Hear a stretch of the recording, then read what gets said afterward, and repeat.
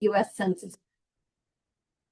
I'm pleased to be here with my colleague, Monica Dukes. Monica and I are two about 25 data dissemination specialists across the country. Monica's our special guest today. This is our seventh edition of this webinar series with the Bunch Center. We're so excited to be here. And Monica will be speaking about emergency planning, community resilience estimates, and My Community Explorer. In addition, I just wanted to mention before we start to mark your calendars for August 20th at 5 p.m. when we will have another session that involves our redistricting data program. And that will be with the chief of the Census Redistricting and Voting Rights Data Office, James Whitehorn. So Monica, take it away. So much, Jolie, for that introduction. I am going to go ahead and share my PowerPoint presentation. I'm actually going to go off video as well, and I'll jump back in on video once I'm done. And Jolie, did you want to mention that if they have questions, they can put them in the chat and someone will be monitoring?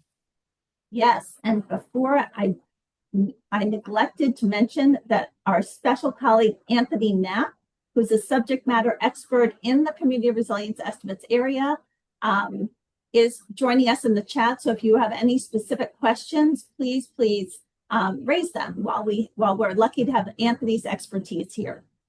Thank you, Anthony, for being here.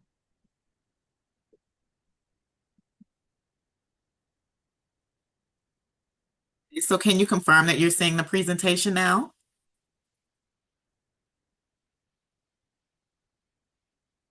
I'm not seeing it yet. Okay. Erin, are you seeing the presentation? Not at the moment. No, it's not showing. Okay, let me go out and come back in.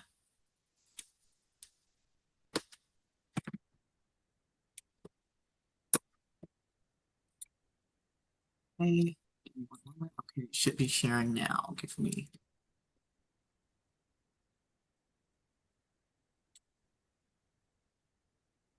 Okay, now are you able to see the slideshow? Yes. Yes. Okay, great. Well, I'll go ahead and get started. So again, my name is Monica Dukes, and I'm so happy to be here with you today. And I will be discussing or going over the topic emergency management, community resilience estimates, and My Community Explorer. And so we will be exploring many of the Census Bureau tools that support emergency management tools, community estimate resilience, disaster preparedness, and emergency management tools.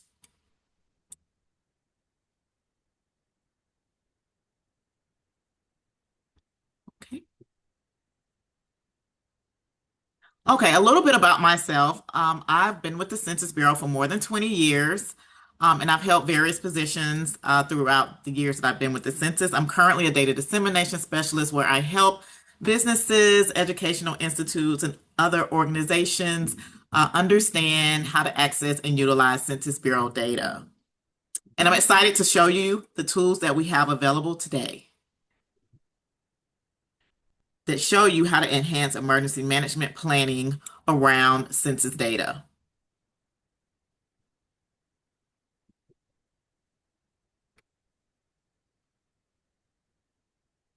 Okay, so here's today's outline, and we'll take a look at what we're going to cover. So we'll be going to discuss the importance of emergency management data and learn about the available tools at the Census Bureau. And then I will provide a live demo so that you can see how each tool works in real time. Some of those tools will include the community resilience estimates, My Community Explorer, and community resilient estimate tool or mapping tool. And these tools help leaders make informed decisions before, during, and after disaster events.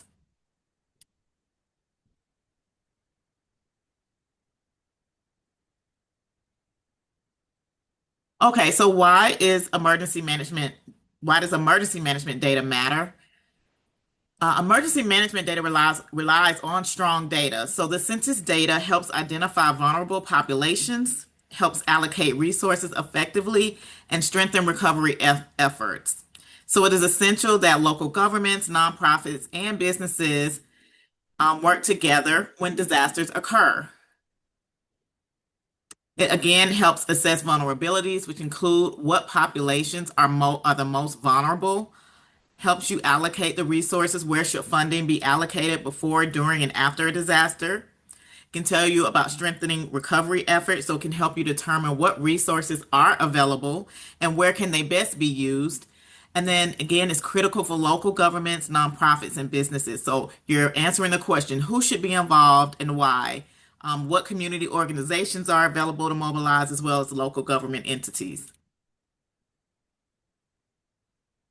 Here you can see on the slide, we have several images with a lot of questions here. So census data answers core planning questions such as how many people live in an affected area after a disaster? What are their household needs? Who are the most vulnerable or population in that community? Or what makes up the most vulnerable population? How many businesses would be impacted after a particular disaster? What industries and workers are located in the area? And what types of housing exist and are they occupied? So these insights support targeted emergency response and long-term resilience, and you can find that in a lot of the census data.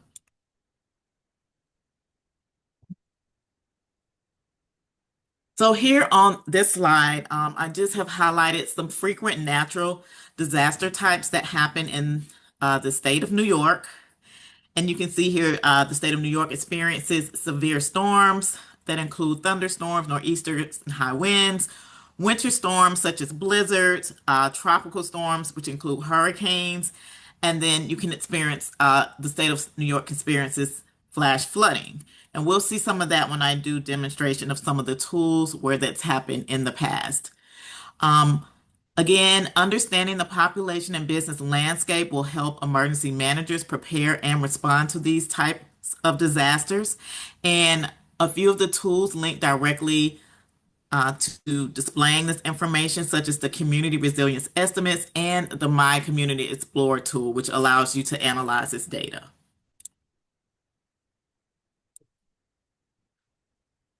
Okay, here is another slide that's highlighting that the top 10 hurricane states in the U.S. And as you can see, New York is highlighted. It's number 8, and this information is coming directly from NOAA. So again, this illustrates the types of environmental events emergency managers have to prepare for. And then the census tools can help quantify the human and economic impacts of these type of events.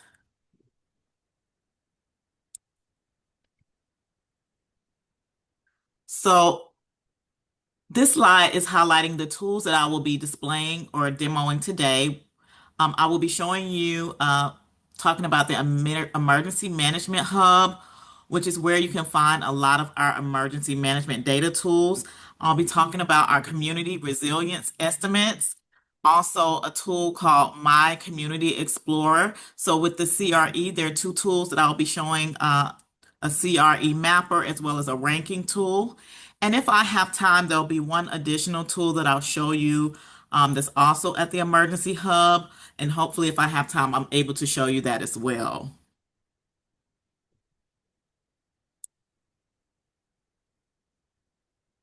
Okay, so I just mentioned the Emergency Management Hub, and the U.S. Census Bureau produces timely local data that are, again, critical to emergency planning, preparedness, and recovery efforts. So the Emergency Management Hub is a central source of information about disaster areas through insightful news stories, data products, and links to related sites and resources on air quality, extreme heat, floods, hurricanes, tornadoes, pandemics, and wildfires. And these tools again support preparedness, response, and community resilience. So on the screen are images from the Emergency Management Hub, and you can see some of the types of information that you can find here and some of the tools again that I will be demoing today, which includes My Community Explorer and the Community Resilience Estimates tool, mapping tool. And then there are also some stories and things that link back to emergency management preparedness as well. So now I want to talk to you about what we call community resilience estimates. And they can be defined in many ways, but it generally refers to the ability of individuals and households within a community to prepare for, absorb the impacts, respond to, and recover from a disaster. So it is defined such that it can be measured from individual and household characteristics. And on the screen, you'll see a diagram.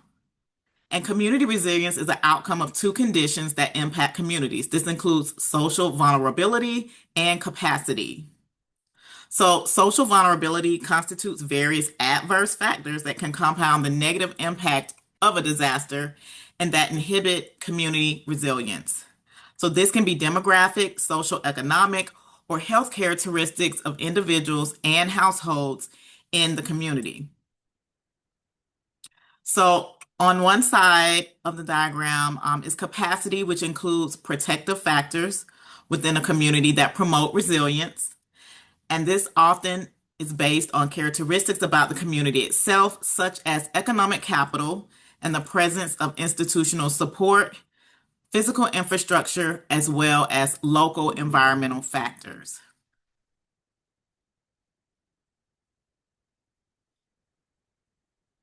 So what are these components of social vulnerability? And this is what this slide is highlighting here.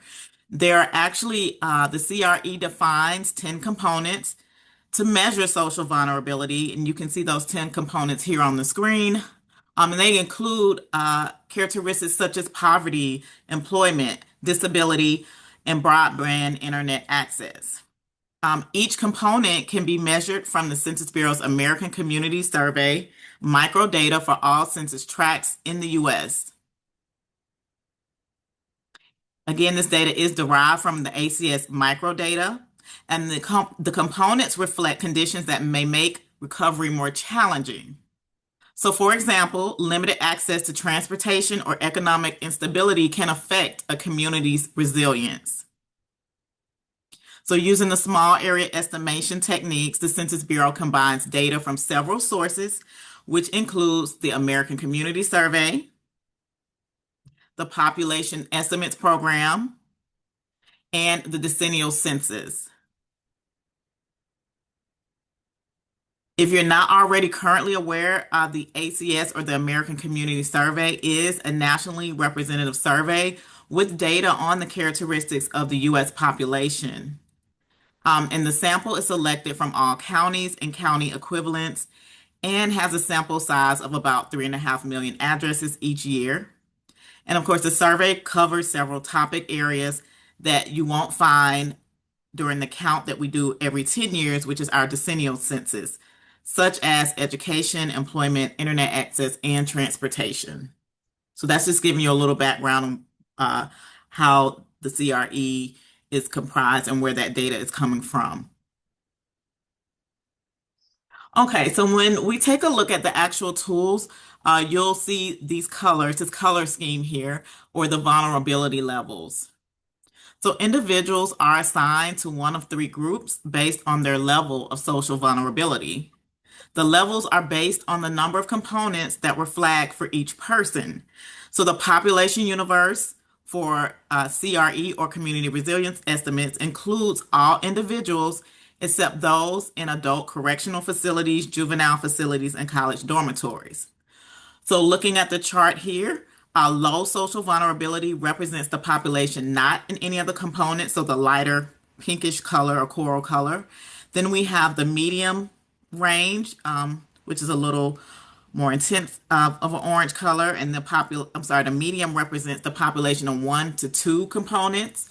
And then we have the darker orange, which is showing the high category, and this is the population with 3 or more components who are considered to have high social vulnerability. These population estimates, again, are released and available for the nation, states, counties, Puerto Rico municipals, and census tracts.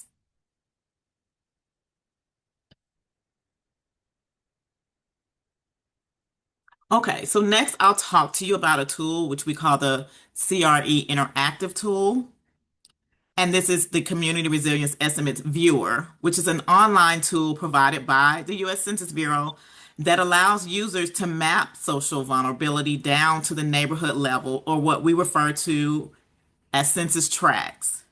So this tool helps communities assess their capacity to withstand and recover from disasters by providing granular data on social and economic factors, again, which include things such as poverty, disability status, and internet access. You can access it through the census.gov website, going to data tools and apps page. And it maps, again, vulnerability down to the neighborhood level. It also incorporates the FEMA National Risk Index data to help communities understand risk and expected economic losses. This is useful or suggested uses for planners or any emergency management personnel that may be writing proposals or creating their hazard mitigation plans. And again, when I demonstrate this, you'll be able to see what we're referring to when we talk about that FEMA index that I just referred to. The next tool that I wanted to mention is the Community Resilience Estimates County Rankings. And this is a visualization that can be found on census.gov. It's released the same time as the standard community resilience estimates. And these are percentile-based rankings with margins of error for most areas who are most socially vulnerable to certain types of natural hazards. So this includes earthquakes, floods, hurricanes, strong winds, wildfires, and severe winter weather as defined by FEMA. And we'll take a look at this tool and we'll see, and I'll demonstrate and look at the New York area and see where some of those counties fall in the rankings. So once you select an area, there's a tables list, the top 25 counties, and census tracts by type of natural hazard. So this includes the percentiles, population totals, and percentages for the high social vulnerability group, again, as well as the FEMA risk ratings. Okay, on to our next tool, the My Community Explorer tool. It is an interactive map-based tool as well that combines real-time disaster tracking information like hurricane paths, storms, and wildfires with Census Bureau data on affected areas to help understand the potential impact of disasters to the community, businesses, and economy. So it'll be very interesting when we look at this tool today because you will see things that are actively going on around the country right now. So it's real-time information. So this tool, or My Community Explorer, supports resilience planning and emergency management support by identifying high-need areas, helping with hazard mitigation planning, and aiding in targeted funding. It integrates community data with real-time disaster information. So emergency management personnel and staff can use this to compare neighborhoods for need or risk.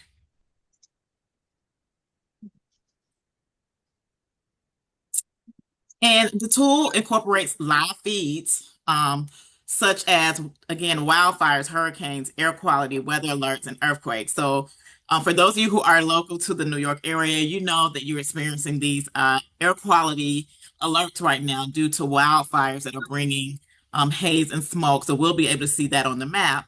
So this makes it a useful tool during active emergencies, again, providing that real-time context for census data.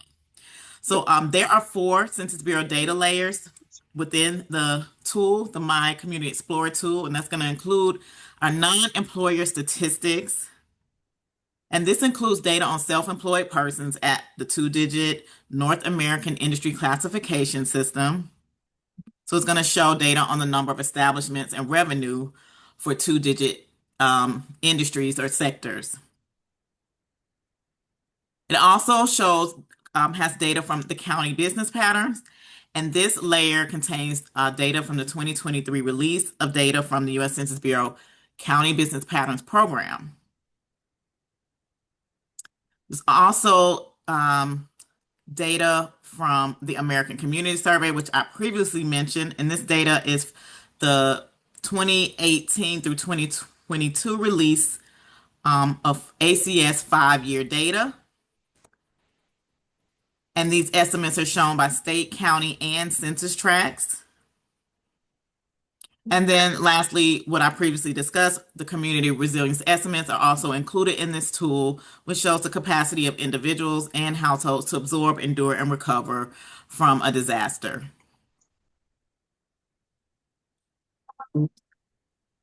Okay. I wanted to also let you know, in addition to the tools that I'm talking about today, that there are also additional resources that are provided on the census website that include America Counts visualizations, population estimates, our American Community Survey tables, and custom queries through another tool that we have, which is data.census.gov. And these also can help emergency managers deepen their understanding of population characteristics and local conditions. You can access the America Count stories on the U.S. Census Bureau's website by visiting the portal or by navigating to a dedicated pages like those listed. And if you want that information, I think that can be put in the chat if you want the links to this information as well. So emergency planners and community leaders can better assess the needs of coastal populations using census data. These stories can help planners understand coastal population needs, hazard impacts, and demographic vulnerabilities. Okay, so that is going to conclude the actual presentation portion of this training today, and I am going to go ahead and move over to demonstrating the tools that I've discussed today. So again, we'll walk through an online demonstration, and I'll use New York and counties in New York for a lot of the examples today.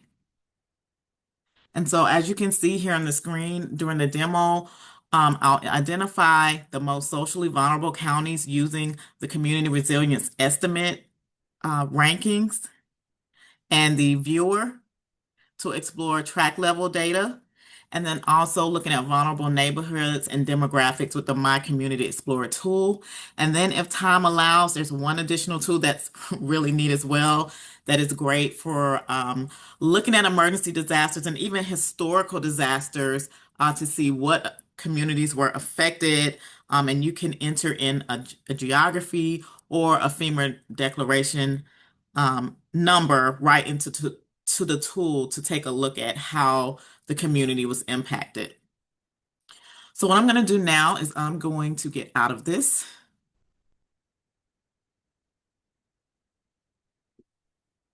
And now you should be seeing a map, the tool, the Community Resilience Estimates viewer. So can someone confirm that for me so I make sure that I am showing the right information? Yes. Great. Okay, so and is the view okay? Can you see it pretty well?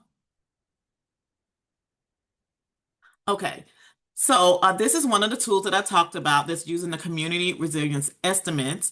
And you can see I talked about those colors from the lighter color all the way to the darker orange. Of course, the lighter color is going to represent 0 components.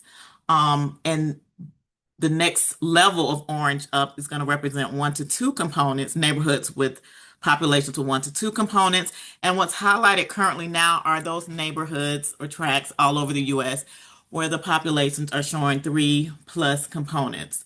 So there's multiple ways to search here, and there's a legend. So to the left, you can see with the components, if the population is in the darkest orange color, that represents 31% or more of that population is considered socially vulnerable. You can utilize the map by zooming in. So if I move my mouse, I can zoom into a particular area or use the plus or minus here. I also can use the search here, and you actually can put in a physical address to zoom in a particular area. So I am actually going to do that. And because, you know, you guys are at Medgar Evers College, I am actually going to use the address of the school for reference. And let me see. Hold on, I see a toolbox that I'm in an icon that was, I think, preventing me from typing. Here we go. So I'm going to type in the address of the school. And you can do this with any address in the US, or you could utilize a state if you want to zoom in. You can type in a county, whatever geography you want to look at, even if you would like to enter in a track number, you can do that by clicking the icon below. It says search by track GeoID. Let me finish putting this address in. Okay, here we go. So what the map did once I put the address in is it actually zoomed into the census tract area where the school is located, and we can see this orange color here. I am going to zoom out a little so we can see a little bit more in the map, more of the surrounding areas, and you can see boundaries for census tracts in these areas as well. And then if I click the actual track for that address, I'm going to get data. So you see a pop-up window opened up. Let me close this out so it's not covering that. And we can see what that percentage of the population has 3 or more components of social vulnerability, and that's going to be 27.74% of the population. And that equates to 1,593 individuals. You also have that FEMA National Risk Index data there as well. And we are showing for all of these types of disasters that all of these are either in the relatively low category, relatively moderate, or for flooding, there's no expected annual losses, which makes sense because this is not on the coast. I'm going to continue zooming out.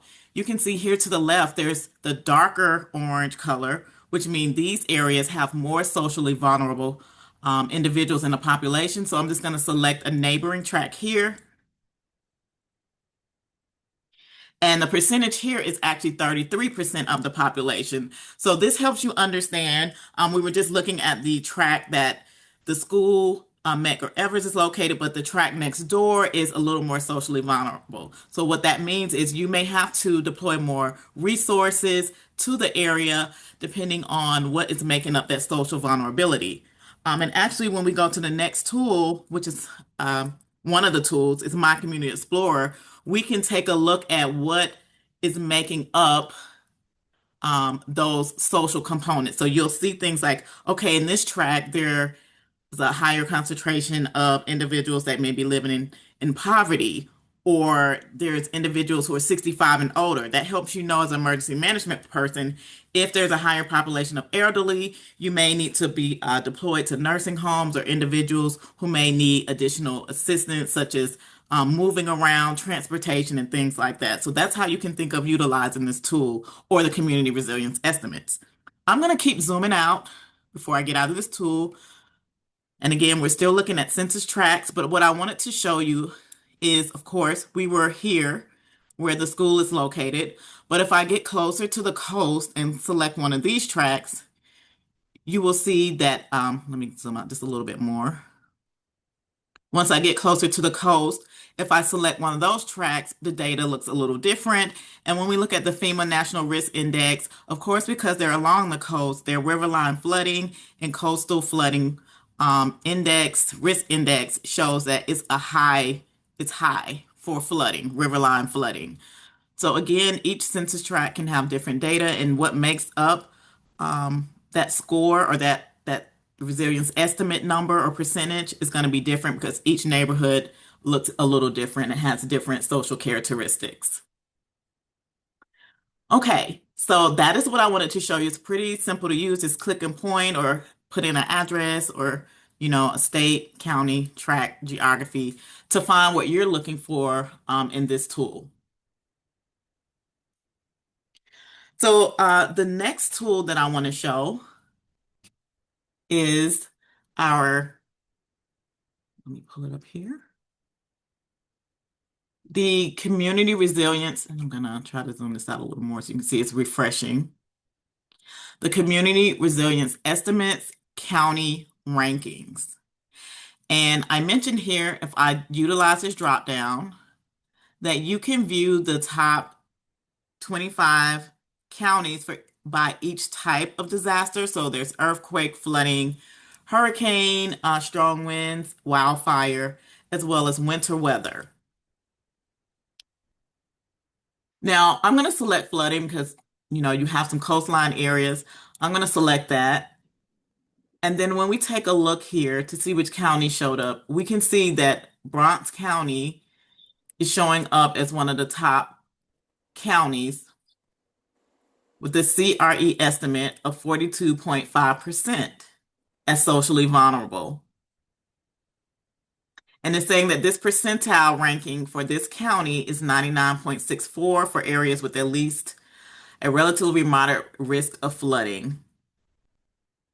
If I want to know more about Bronx County, I can just click this here, and then we will now see the information for Bronx County to the right. And again, now we are looking at not just county data, we are currently looking at track data if I scroll over each of these individual boundaries here. We can see for the county, Bronx County, New York, that the total population is 1.3 million. And once I scroll over that, you can see a little more data. So it shows the number of people with 0 components of social vulnerability, those with 1 to 2 components, and then those with 3 or more components. So you can see for this county, we mentioned that 42%, a little less than half of the population is considered socially vulnerable. So if a disaster happens, emergency management can make a decision on what resources need to be deployed to this area based on those characteristics. And then again, if I click on any of these census tracts here, I get the individual information for the actual census tract and then what that score is for that tract. So for census tract 462.03, the estimate number is 47.1% of the county, which again is considered highly socially vulnerable. So again, that may be an area that definitely needs more resources in comparison to one of these areas that shows up in a lighter color. And I'm trying to get back here because I want to show an area that doesn't have the need of the other areas.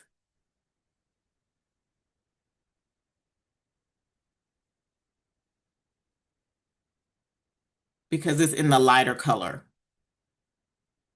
And again, the legend here is telling you what that difference is. So if it's in this yellow color, it's less than 15% of the population that's vulnerable compared to the next color orange. And as it deepens, of course, those areas are more socially vulnerable. And again, in this map of the Bronx, we only show 3 areas that don't show deep color. So a lot of this county, and you can see with the deep orange colors, are pretty close to 50%, which tells a lot. And that's why they're showing up as well for flooding as highly socially vulnerable. We can rank the state as a whole to see which counties come up as top ranked socially vulnerable counties in the state of New York as a whole. So I'm going to change, hopefully you still can see, I changed my tab here to the state of New York as a whole. And again, because Bronx County is considered highly socially vulnerable, it is showing up as the top rank overall for the state of New York. And then as we scroll down, those next socially vulnerable counties include Kings County, New York County, Queens, and Yates. These are the top 5 vulnerable by the rankings. And again, if you click any of the counties here, you can take a deeper look at some of these counties. And then if you want to know more about what's going on in each of these tracks, we can do that by going to the next tool, which is My Community Explorer. Right now, I'm showing top counties, and then there's also a heading here that says top counties, accounting for statistical uncertainty. And then right now, we're not showing margin of error. But if you would like to see that, that can be shown in this tool as well. Then again here, once you've selected your county, you're looking at what that overall score is or estimate. I'm sorry for saying score estimate, and then what that total population is, and then broken down by those components, those with 0, those who will not need the most help in the state. I'm sorry, in the actual county. Then you can look at the ones with 1 to 2 components, But as emergency management planners or personnel, you will be probably more focused on the population in the county who are showing more three or more of those components, which for this county happens to be 831,000 individuals. Okay, so now what I want to do is, oh, I'm sorry, you can share this tool here by clicking these icons, and then there's some shareable icons here at the bottom, and then I'll also have the link to these tools in the actual PowerPoint that I will be sharing with you once the presentation is over. So the next tool that I want to move into is going to be what we call the My Community Explorer tool, which also is going to show community resilience estimates, but it also shows so much more. Because as you can see, this map has a lot of visualization going on here. So what I want you to pay attention to here in this My Community Explorer tool is we have legends here, which is showing, and I see, Jolie, I think you raised your hand. Did you want Oh, to? I just wanted to mention that we've been posting the links to all the tools in the chat. So if anyone wants to look at them while Monica is doing this great demonstration, you can find them there. Okay, thank you so much for that, Jolie. That's very useful because I welcome you to follow along with me or enter in the geographies that you would like to view as well. So here to the left, we can see some information here. Predominant category of social vulnerability. Again, this is relating to the community resilience estimate. So it's represented by the color ranking again. So we have the orange with the 3+, we have yellow with 1 to 2 components. Then the greenish color here is the population with 0 components. And then the gray is just no prevalence at all. And then I'm going to scroll down a little bit more because I want you to see the legend. Okay, I'm going to roll because it's very interesting. This tool, remember I mentioned, has real time data of disasters that are actively happening. At the bottom, I'm going to move my map slightly. There is actually a storm that's luckily not anywhere near us, that is out there called Alida. I guess that's what they've named this actual storm. And you can see and track the track of the storm. So I'm going to scroll down just a little bit more so it gives you information. So you can see what this means here. The color, the line colors, whether it's a tropical depression or wave, we can see that with the pinkish line through here. And then we can also see this icon here that looks like little wind action going on, and that tells you the level of the storm. So, if it has a 4, it's a category 4 storm or hurricane, and then down to the S, which represents a tropical storm, and the D, which is depression, which is predicted to be at that point. I am gonna Sorry, I wanted to zoom in so you can actually see that these are the predictions for the track of the storm and where it will be by date, right? So we can see here today, we're not even at Friday, but by Friday, they're predicting that it will be a category 1 storm with 111 kilometers per hour.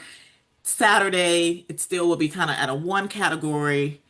Sunday, it's predicted to just be a tropical storm. And then by Tuesday, July 21st, it will just be a tropical depression. So you can imagine how useful this is. I'm going to zoom back out. If this were a storm track that was happening over the US, you can take a look at what's out there, what's brewing, and what the track is predicted to be. And so you're planning, you can do planning based on where does it look like the storm is going. Okay, I'm sure you see these other icons all over this tool. There's a lot there. I'm going to go here to this tab, which shows layers.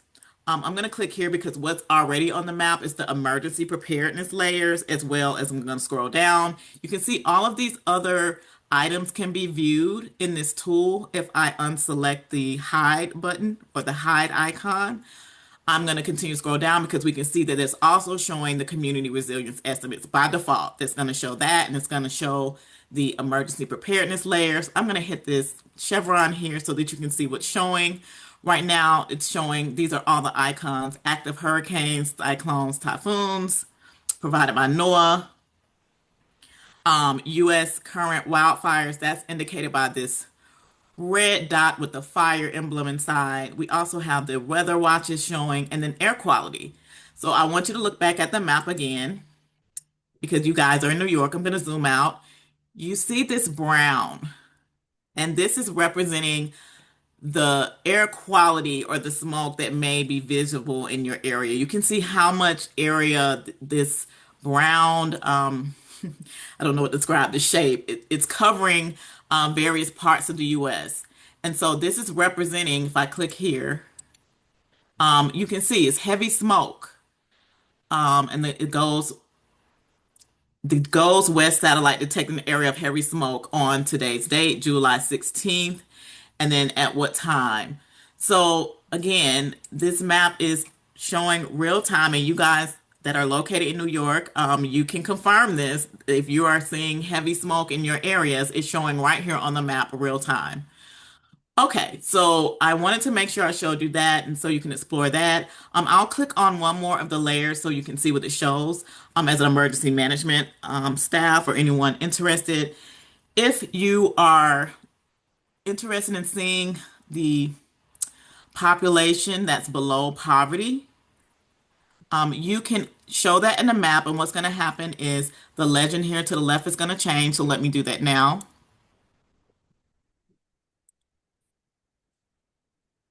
And I'm going to click out of this. And I'm going to zoom. I'm actually going to select an area. So because you guys are in New York, let me say New York. And I apologize for saying you guys are in New York. I'm actually in another part of the country. That's why I'm saying that. No offense. I love New York. And we're going to type in Kings County.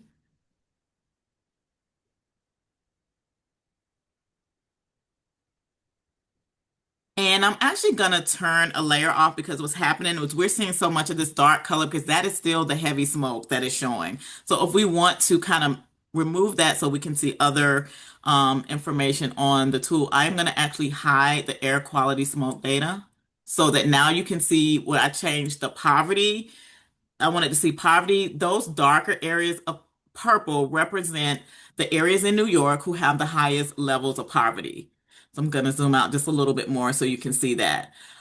You also can change the view of the map. So right now we're just looking at, I want to say the light gray canvas, but I'm going to change it so that we can see a little more detail so you can get a better idea. I'm going to zoom out more because you can start to see details such as street names, census tract numbers, the more we zoom in. And I think because I have that purple color, it's not showing as easily, but you can see here, you can change the way the map looks. Now we have our street names here. So you get a real idea of what's going on. And then again, where are these individuals living, that are in poverty, right? And again, I mentioned according to this legend here, we can see that in the darker purple colors. And then if you want to know more, you can find out that by clicking. Okay, so that's a lot about the map. And of course, there are icons here. You can share this data as well. If I click this, you can copy the link here and you can share it to multiple social media sites if you wanted to share this with any individual. And then to the right, we have the community context. So you want to know more about this area. So it's right now I selected the state of New York. And so it's telling us that there are 62 counties. There's 7.6 million households with a population of 20 million. And then for the state, that there's a population with 3+ components of social vulnerability at 25.57%. And then we have some additional statistics. And these statistics are part of the community resilience estimates, those things that may make a neighborhood or community or county, city, state, whatever, more vulnerable. So how many are living below poverty? We have 1 million or 13.6%. Individuals who indicate they have one or more disabilities, that is 1.9% of the population or 24.5%. Those that are without a vehicle, 2.2 million or 29%. And then those with broadband internet access, 6.7 million. If we want to know more, and let me make sure Kings County is selected. We can look here. There are also some additional icons at the bottom. If you want to know more about this community or this Kings County, we can look at the economic profile because you want a complete picture of what's going on. So now we're looking at, and the map is corresponding again with the poverty levels by the darker purple. We're looking at the Gini Index of Income Equality, which is measures inequality in an area. How many individuals in Kings County are below poverty? How many households are earning less than $75,000 annually? So for the county, it says 19% of people had income in the past 12 months below the poverty level. Okay, I'm going to start clicking through. We can see how many individuals are without health insurance. We can see here between individuals ages 35 through 64, or 83,000 individuals are without health care. These are individuals you may need to assist a little bit more with care, or emerging management resources may need to contact some organizations because these people may not readily be able to go to a hospital because they do not have insurance. So you may want to partner with some nonprofits or something that may help those individuals. And then again, here's that household income as well. Let's take a look at county social characteristics. This map is showing broadband internet subscription by census tract or neighborhood again. We have that total number of individuals with one or more disabilities, households who are 65 plus living alone, households without a vehicle, and households with broadband. Again, if you remember those components of community resilience estimates, these are the components that make that up. So that's why these are highlighted in these tabs here. You can see language spoken at home. So if you have a higher population of individuals that don't speak English, as emergency management planners, you may need to make sure you have individuals who speak the languages of the individuals that live in the area. That's resources. Okay, you want to see the breakdown of race. Here we go. You can see again what's making up Kings County by each race category. And then here, this map is color coded with this legend here. So you can see visually where those populations are located. And then we actually have the breakdown with the actual number here in the chart. So we have a lot of information as one tool that can be used by emergency management planners that's very useful, all put together to paint one large picture of what's going on if some disaster happens to strike your area. And then we have the county business profile. So what businesses are here? What businesses may be affected by a storm, flooding, hurricane? So there are a total of 62,317 employer establishments. And what that means is those are businesses with paid employees. And the average annual payroll per employee in this county is $50,000. We also have this number here to the left. So many people are sole proprietorships, independent contractors, those that do not have paid employees. They represent 326,360 establishments. So those are individuals who are working on their own. So that gives you a total picture of what the business outlook is for Kings County. And then again, we have that total number of establishments and by industry, right? So we can see how many individuals are working in construction versus retail trade, which happens to be the largest industry in the county, that number of businesses there. And then, okay, the next we see professional, scientific, and technical services. And then we have our non-employer establishments. Where are most people who are independent contractors? What industry are they working in? It is transportation and warehousing. Things to keep in mind if areas hit with the storm. So hopefully you can see here and at the top, there's more information if you want to find out more about how to use the tool. There's actually a tutorial that pops up when you first go to the page.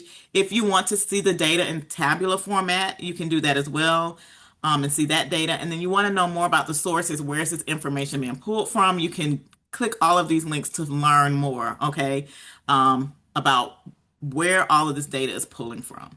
And then I'll just click here to see that table. I'm watching the time because I want to make sure there's time for questions. Here's the tabular format. It is showing up for pretty much all the states and counties, but you can look at things, you can look by tract, counties, and so forth, if that's what you're interested in. And then this information, um, also you can do a few different things with this as well. I did mention that there is one additional tool that's really cool, and I don't know, Jolie, if you don't mind, if you can put the link to On the Map for Emergency Management, since we're talking about emergency management, this is one other tool. I know I didn't go into detail so much about this tool, but I did want to share the link, and if you want to know more, feel free to reach out to us. But it's very neat too. It's a mapping tool. You can also see that it has a lot of the disasters showing up in the tool. But if you wanted to look at some historical data, you can see here it's showing different actual disasters that have previously happened, and the dates that it happened and how many people were affected.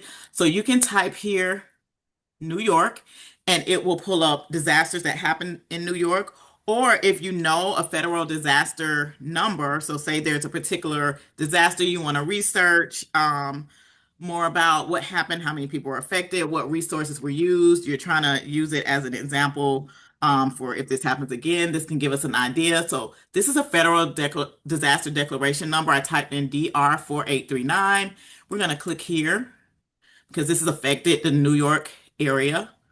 I'm going to minimize that so we can see the map. So it's highlighting which um, part of New York, and it's two areas that actually were affected, which is interesting that are on opposite sides of of of the map here. But if you want to know more about the event area and what happened, you can click here because some events or disasters affect multiple areas, right? So if we want to look at what counties were affected, all of these various counties were affected by this particular disaster that was declared. If you want to know just about that one area, you can do that. I'm gonna hit cancel. But for the combined area, you have your statistics here. A total of 1.6 million individuals. We have the in-family households. And then we can click on each of these chevrons here to get more data about, okay, what was the breakdown of the racial population that was affected? Hispanic or Latino origin, ability to speak. So again, you have that information. If you're trying to do historical analysis, you want to take a look at what's happened previously, you can do that with this tool as well. What I want to do, I've talked a lot, I've shared a lot of information.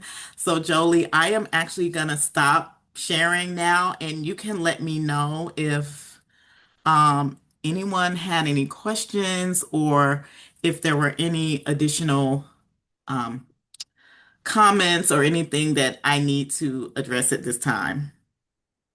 Well, we had a question where someone would like a copy of the chart of the top 10 hurricane states, and I mentioned that we can forward. We will send a copy of a PDF of the presentation to Aaron, who can then forward it to participants today.